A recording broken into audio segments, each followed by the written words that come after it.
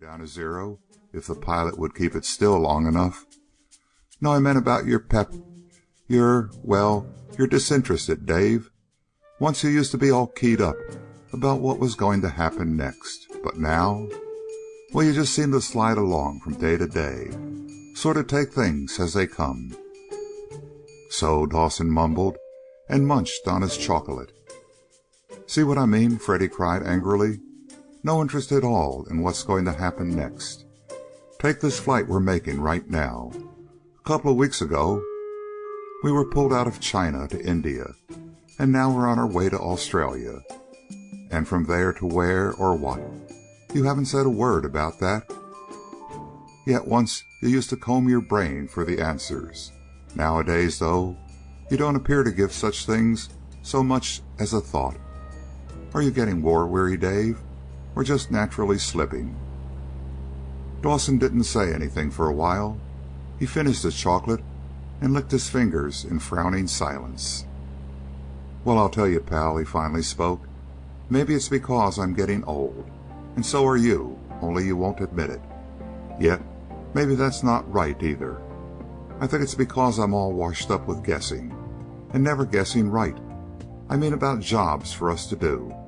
Think back over our war experiences. Freddie, think back and just name one time when we got orders to report someplace that we knew why and what it was all about. Go ahead, think hard, and try to come up with one example. Just try, brother, just try. Freddie Farmer concentrated hard for a moment or two, and then finally shook his head. No, I'm afraid I can't think of a single time, he said, but...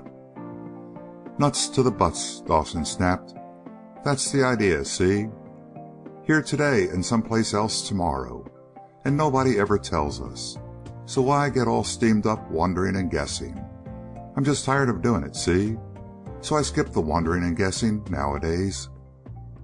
Freddie Farmer stared at him, and then grunted and dragged down one corner of his mouth. And if you'll pardon the Yank expression, my dear sir, he said, you are what is known as a cockeyed liar. And you know it. You mean to tell me you're not wondering why we've been ordered to Australia? Don't be coy, old thing. You're just trying to put off an act. It's put on an act, dummy, Dave growled at him. Okay, I've wondered a little. So what? At least I'm not filling the breeze with a lot of questions out loud. I just take what comes and let it go at that. Only I hope it's some action, and I do mean real action.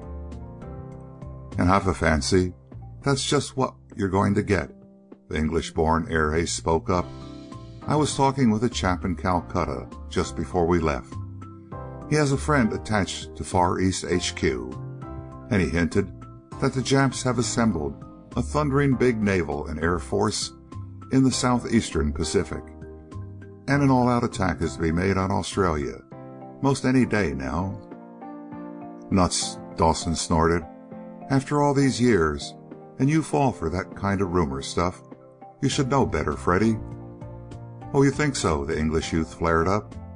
I suppose you've got the real inside information, straight from General MacArthur. No, Dawson replied with a straight face, but I met a chap in Calcutta, too. A Yank infantry lieutenant. He has a girl who goes around with a fellow who has an uncle who had dinner in Washington with a close friend of a senator. And what do you think that senator said had been decided? Freddie Farmer hesitated, but couldn't stop himself. What did he say? He asked. That the U.S. has made a deal with Japan about the Pacific. Dave came back instantly. We're going to take half, and the Japs are going to take half. We're... Hey, what's wrong, Freddie? The last was because the English youth had suddenly wrapped his arms about his middle and was swaying back and forth with an expression of agonizing pain on his face. He suddenly stopped and gave a sad shake of his head. You, he groaned. Good grief, why did it have to be you? My very best friend. And I swore by all that's holy that I'd do it, too. Say, what is this? Dawson demanded and leaned forward. What in thunder are you raving about, anyway? Swore you'd do what? Swore I'd shoot the very next blighter who pulled that old one about the U.S.